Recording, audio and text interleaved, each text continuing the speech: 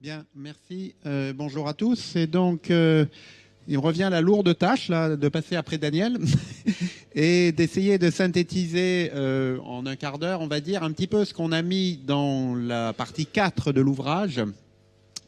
Et donc de vous faire un petit récapitulatif sur les conséquences de tout ce que Daniel a expliqué précédemment, en tout cas une large partie, sur la façon de calculer la valeur des aliments et comment la valeur des aliments va être ensuite utilisée dans les rations.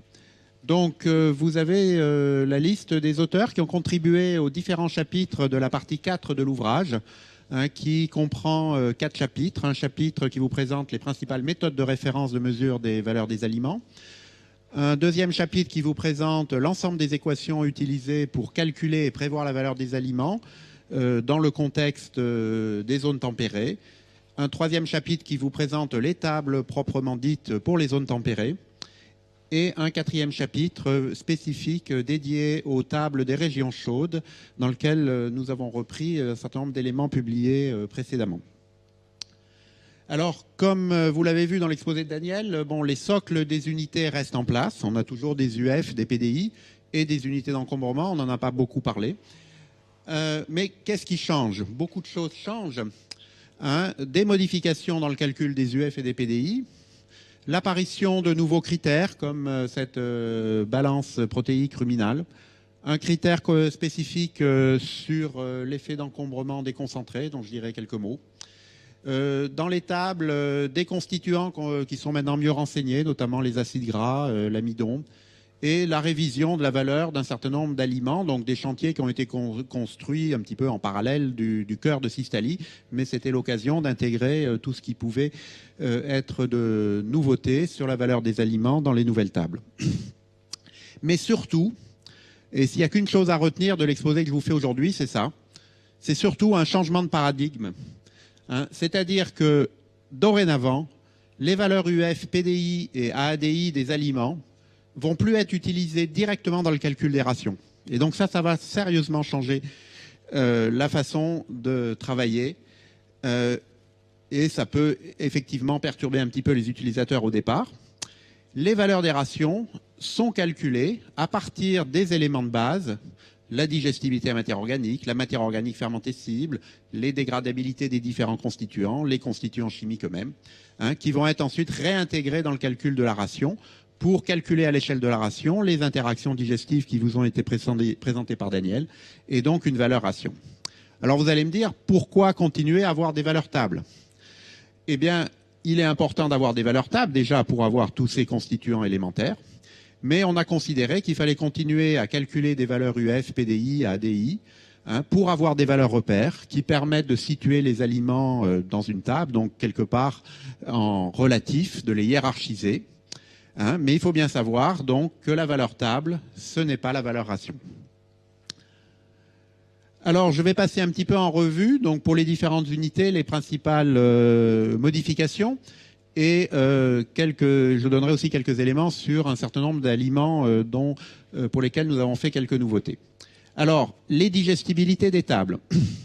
Pour les fourrages, c'est simple, en fait on n'a rien changé. Puisqu'en fait, une des spécificités du système français, c'est que ces mesures de digestibilité, les mesures de référence faites in vivo, sont faites pour tout ce qui est fourrage à base d'herbe, sur des fourrages distribués à volonté qui permettent également de mesurer l'ingestibilité. Et si c'est une spécificité, dans beaucoup de pays, les mesures sont faites en quantité limitée. Mais c'est grâce à ça qu'on a une base de données qui nous permet d'avoir un système d'unité d'encombrement et de prévision de l'ingestion dans les systèmes INRA. La seule exception, c'est le maïs pour lequel les quantités ingérées sont limitées quand on fait des digestibilités, parce que pour le maïs, on ne peut pas extrapoler les quantités ingérées du mouton au bovin. Donc pour les fourrages, en fait, les DMO ne changent pas, mais par contre, ce qui est important, c'est qu'elles sont associées à un niveau d'ingestion de référence qui est celui de la mesure et qu'en fait vous pouvez très facilement recalculer à partir de la valeur UEM du fourrage correspondant. Donc il y a un lien important à considérer entre ça. Pour les concentrés, le choix qui a été fait, c'est de calculer les DMO des tables pour un NIREF de 2. ce qui entraîne par rapport aux valeurs précédentes une diminution de 1,37 points de DMO pour les aliments concentrés, puisque dans les tables précédentes, en fait, la valeur du NIRF correspondait à 1,5. Alors, la deuxième modification importante dans le calcul des valeurs UF, c'est ce que Daniel vous a présenté, c'est le calcul de l'énergie métabolisable. Pour l'énergie digestible, il n'y a eu pas de changement. Par contre, donc l'énergie métabolisable maintenant se calcule en retranchant donc séparément l'estimation des pertes d'énergie dans le méthane, qui est une fonction de la matière organique digestible et du niveau d'ingestion de référence. On considère que Balproru et le pourcentage de concentré sont à 0 dans les calculs pour les fourrages. Et pour l'énergie perdue sous forme d'urinaire, exprimée en pourcent de l'énergie brute, là aussi, on a une fonction de la matière azotée totale et du niveau d'ingestion de référence. Donc ça, ce sont des nouvelles équations. Ensuite, l'énergie nette. Donc là, fait appel aussi à une nouvelle équation pour l'énergie nette lait. Et le calcul de l'énergie nette viande n'a pas été modifié. Ce qui a été modifié, comme Daniel vous l'a dit, c'est la valeur centrale, pivot, de 1760 kilocalories, qui est maintenant la même pour les UFL et pour les UFV. Alors, au final, donc je dis bien, il s'agit de valeurs repères. Qu'est-ce que ça donne ici pour les fourrages, en distinguant les fourrages verts, les ensilages, les foins, en abscisse les UFL 2007, en ordonnée les UFL INRA 2018. Donc, le nouveau mode de calcul conduit à une augmentation de cette valeur UFL table, en moyenne de 0,05 UFL, qui s'explique essentiellement par le nouveau calcul des pertes sous forme de méthane et d'énergie urinaire, qui est plus faible que le calcul qui était fait précédemment, et donc une augmentation de la teneur en énergie métabolisable. Donc vous avez dans les tables aussi les valeurs d'énergie métabolisable qui sont fournies. Pour les concentrés, donc là, en reprenant les matières premières qui étaient dans les tables 2007, le calcul montre moins de variations. Pour certaines, une légère augmentation, pour d'autres, une légère diminution. Donc, globalement, assez peu de variations sur les valeurs UFL déconcentrées. L'augmentation de l'énergie métabolisable est aussi compensée par le fait qu'on a diminué un petit peu la digestibilité en travaillant avec un IRF de 2 pour les valeurs de référence stable. Alors, les valeurs PDI INRA. La valeur PDI-A existe toujours. Elle caractérise les protéines d'origine alimentaire digestibles dans l'intestin. Elle se calcule comme précédemment, sauf que vous voyez que dans l'équation, il y a un facteur qui a disparu, le facteur 1,11, qui était un facteur de calage du système sur les flux duodénaux, dont on n'a plus besoin, puisque maintenant, on a des estimations beaucoup plus précises de ces flux duodénaux. Donc on utilise la DT azote, mais cette DT azote n'est plus une DT calculée pour un taux de passage de 6%. C'est une DT azote qui va correspondre au NI de référence de l'aliment, fourrage ou concentré. Et donc, on a mis en place des équations qui permettent la conversion, puisque souvent dans la littérature, ce qui était calculé, c'est une DT6. Donc on peut faire le passage de l'un à l'autre, ou bien on peut calculer directement la DT azote à partir des paramètres des cinétiques de dégradation s'ils sont disponibles.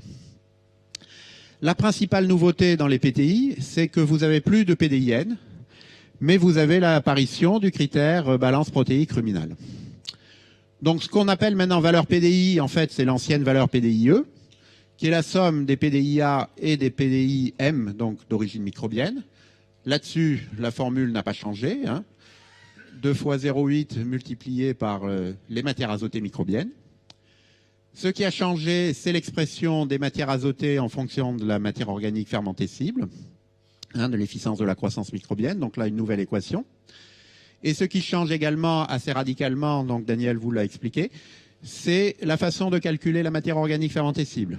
Donc on part de la matière organique digestible, on retranche ce qui va être digéré dans l'intestin, donc les PDIA, l'amidon digéré dans l'intestin, le NDF digéré dans l'intestin et les acides gras digérés dans l'intestin. Et dans le cas des ensilages, on retranche les produits de fermentation.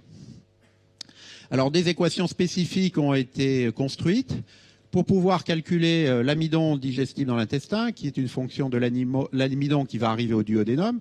Et cet amidon arrivant au duodénum, et en fait, c'est le même principe que les PDIA, c'est l'amidon 1 moins DT de l'amidon dans le rumen. Du coup, il faut être capable d'estimer cette DT amidon. Hein, et cette DT amidon, donc là, même principe que pour l'azote. Hein, donc soit elle est mesurée, soit on a des paramètres, soit elle peut être lue dans les tables, mais souvent c'est une DT6, et donc là aussi une équation de passage de la DT6 amidon à la DT amidon, dépendant du niveau d'ingestion de référence.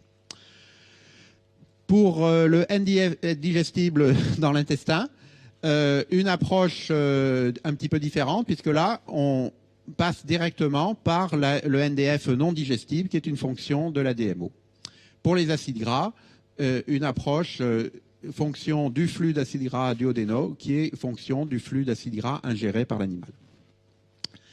Et ce critère balance protéique ruminale, hein, qui était la différence entre les matières azotées fermentées dans le rumen, donc les MAT multipliées par la DT, auxquelles on retranche les matières azotées d'origine microbienne, avec ici une constante qui tient compte de la fraction endogène. Alors, qu'est-ce que ça apporte comme terme de modification ici sur les fourrages, hein? Pour les fourrages verts et les ensilages, globalement, les valeurs varient peu, sauf le cas de l'ensilage de maïs où le nouveau calcul de la MOF diminue un petit peu les PDI du fait qu'on tient compte de l'amidon, ce qu'on ne faisait pas autrefois. Et par contre, pour les foins, ça réduit un petit peu la valeur PDI estimée, donc pardon, ici c'est PDIE, qui avait été estimée en 2007. Pour les concentrés, là aussi, un certain nombre de variations, mais globalement, la hiérarchie entre les aliments se retrouve conforme à celle de 2007. Alors, quelques spécificités supplémentaires. Donc, la teneur et la composition en acides gras des fourrages, donc ça c'est une nouveauté, hein, qui est issue donc de l'analyse d'une base de données qui a permis d'établir des relations entre les acides gras totaux et les caractéristiques du fourrage, notamment leur teneur en matière azotée, des critères tenant compte de la famille botanique, et également une possibilité de prévoir le profil en acides gras, notamment certains acides gras d'intérêt. Donc ça a été fait sur les fourrages verts, et toujours sur cette base de données, des équations de passage ont été établies pour passer du fourrage vert au fourrage conservé, démarche classique hein, utilisée dans les tables INRA. Et des équations directes pour prévoir la teneur en acides gras totaux et le profil en acides gras à partir des mêmes critères ont été établies pour les fourrages conservés quand on dispose d'analyses faites sur des fourrages conservés. Donc un système qui est assez simple pour pouvoir approcher ces critères acides gras. Un point sur les valeurs d'encombrement. Donc globalement sur les fourrages, il n'y a pas de modification dans le calcul des valeurs d'encombrement.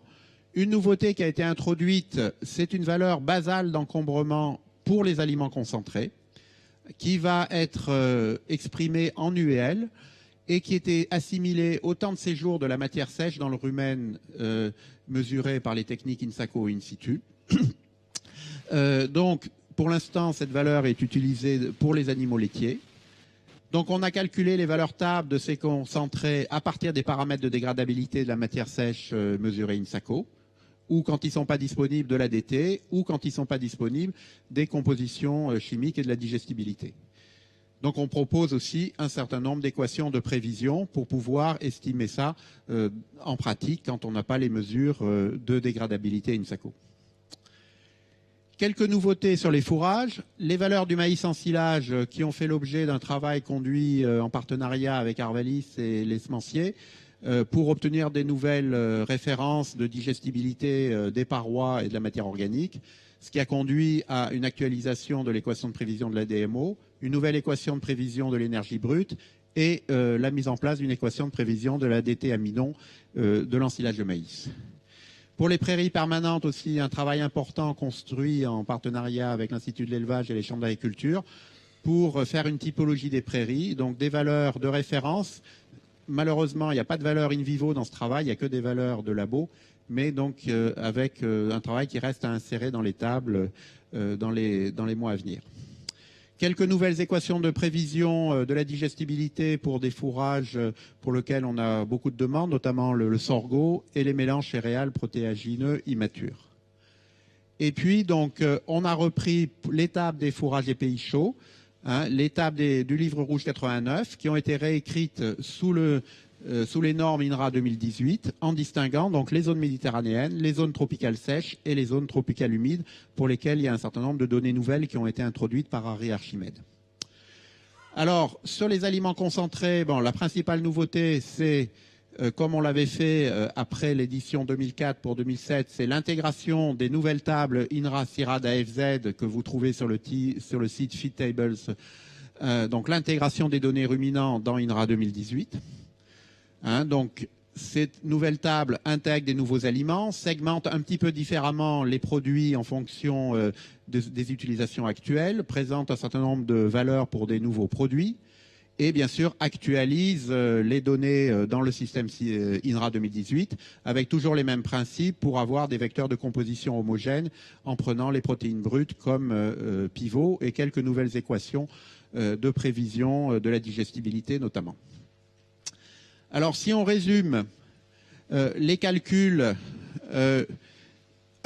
qui sont conduits pour la valeur des aliments,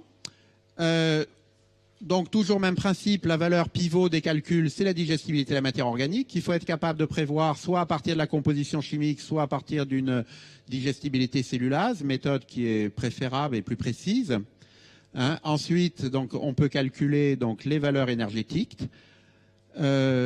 On peut calculer les valeurs d'encombrement. On a besoin d'extraire pour les fourrages le niveau d'ingestion de référence de l'ingestibilité mouton qui intervient dans un certain nombre d'équations. Et ensuite, bien sûr, on va calculer la matière organique fermentée cible. Il faut connaître un certain nombre de critères pour prévoir la dégradabilité de l'azote, la digestibilité réelle des protéines, ce qui peut nous permettre ensuite de calculer les valeurs PDI et BAL-PRORU. Pour les concentrés, même principe, avec donc l'introduction de ce nouveau critère sur les valeurs d'encombrement. Et même principe pour le calcul des valeurs PDI. En conclusion, donc, ce dont je ne vais pas parler, les tables contiennent aussi les acides aminés digestibles, les minéraux, les vitamines. Elles sont, en plus du livre rouge, donc en 2007-2010, il y avait un CD, ça c'était pas possible. Donc les tables sont en open access dans leur version complète sur le site www.inration.fr. Et l'intégration de l'ensemble des équations de calcul et de prévision va être fait pour le module Prévalim qui sera donc associé à la version Inration 5.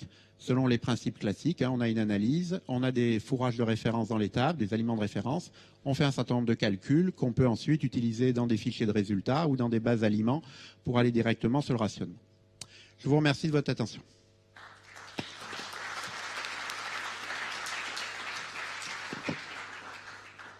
Merci René d'avoir accéléré à la fin aussi. Ouais, compte tenu du retard pris au départ. Donc merci aussi d'avoir présenté très clairement que la complexification du système a amené finalement à simplifier les unités. Ça c'est déjà pas mal. Et puis le changement de paradigme qui fait que les valeurs des aliments ne sont plus additives, mais qu'il faut connaître des valeurs, des caractéristiques individuelles de chaque aliment pour ensuite calculer la valeur alimentaire de la ration. Voilà. Je pense que tu as, enfin, une partie de ce que tu as présenté avait déjà fait l'objet de présentations antérieures et qui a eu déjà beaucoup de questions des utilisateurs, mais nul doute qu'il y en a d'autres aussi. Donc on va prendre quelques questions, puis on verra si on grignote ou pas sur la discussion générale à la fin. N'oubliez pas de vous présenter, s'il vous plaît.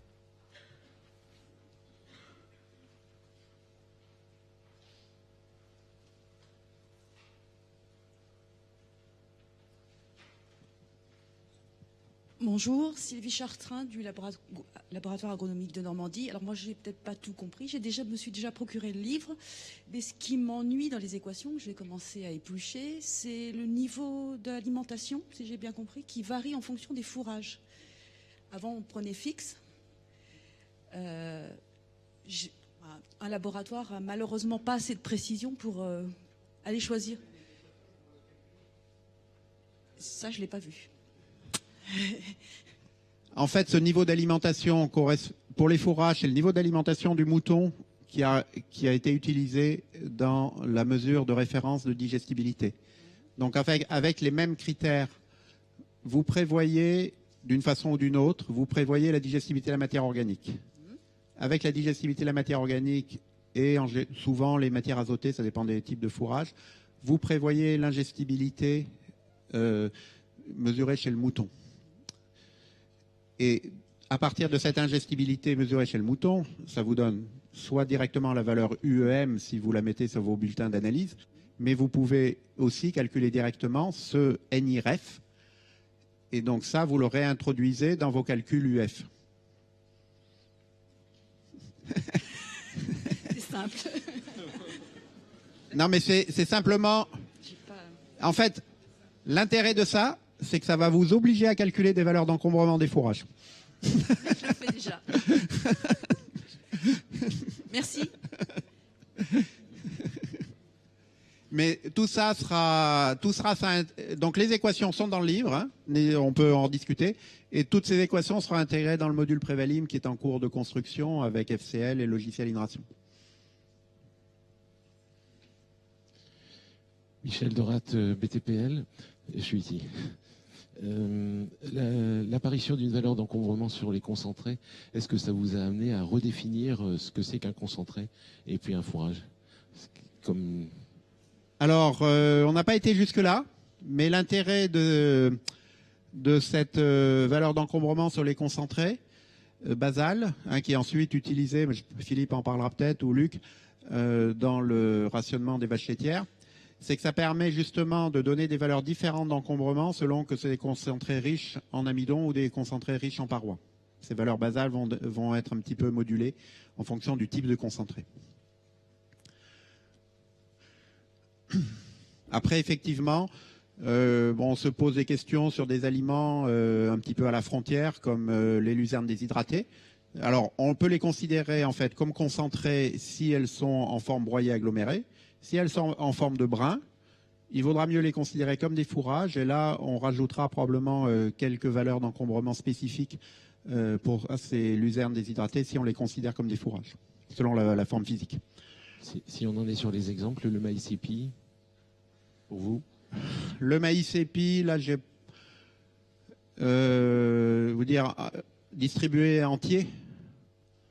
Oui, récolté en ensilage. En ensilage. Il faut que je le regarde et je pense qu'il est dans les tables quelque part. On doit le trouver. Il est dans les tables. Sous forme de concentré ou de mais il n'est pas considéré comme un concentré, oui.